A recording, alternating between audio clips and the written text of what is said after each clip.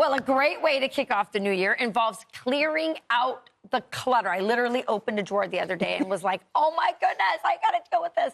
Our next guest taught me all about this by using my own office. Remember my office makeover? It's the best thing that ever happened to me. Everybody walks into my office, Allison, and says it's amazing. Yeah. I am ready for an office makeover. This was way too big of a task for me to handle alone, so we gave Allison Wool from Rocket to Mars Organizing 24 hours to reorganize and feminize my office. Oh my goodness. I cannot believe how this looks. It really is amazing. Honestly, it's every time I walk in, I'm happy. And here she is again, professional organizer Allison Wool, back to show us some decluttering magic, it seems. And let's talk about the infamous junk drawer. Okay. So I chose the junk drawer because everybody's got one. And the thing about clutter is it's very overwhelming.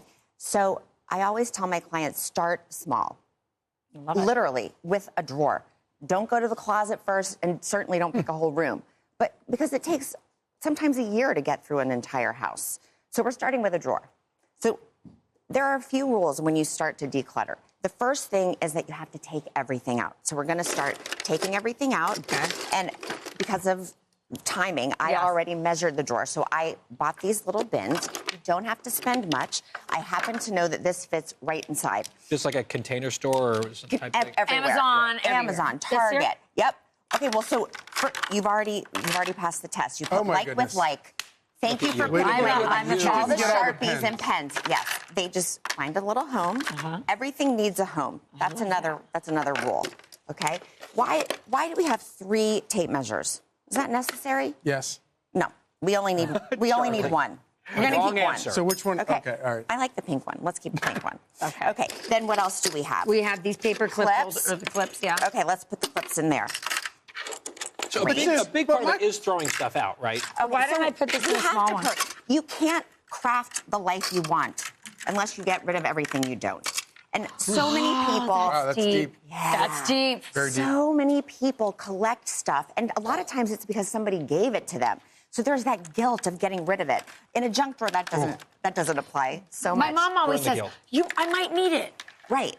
I might need it. But, you know, if you have multiples of things, chances are you don't. Or if you haven't used it in a year, get rid of it. You're probably not going to use it. I mean, really, do any of us need more than... You would not recognize my house.